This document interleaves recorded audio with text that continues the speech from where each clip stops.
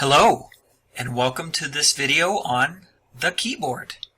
This video will be fairly short, and we're just going to go over a little bit of keyboard basics. Nothing really special. So, the keyboard, the standard English keyboard is called the QWERTY keyboard, which stands for the first 6 letters on the keyboard. So if you were to look at your keyboard now, you notice it starts with the Q, W-E-R-T-Y, QWERTY, and that's where the name comes from. Other languages use different layouts. Here you can see a German keyboard on the left, bottom left, and a Japanese keyboard on the bottom right. So one thing that some keyboards do have is a number pad, and these are usually located on the right hand side if you have one.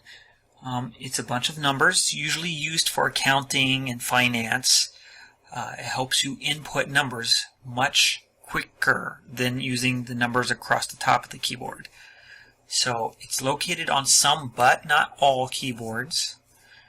Helpful for typing large amounts of numbers. And again, it's usually on the right side of the keyboard.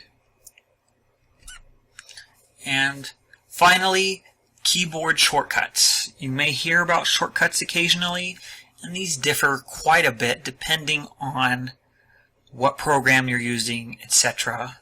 It's usually a combination of keys that, when pressed, perform some type of function. So, say if you press the Shift key and a letter, that makes a capital letter.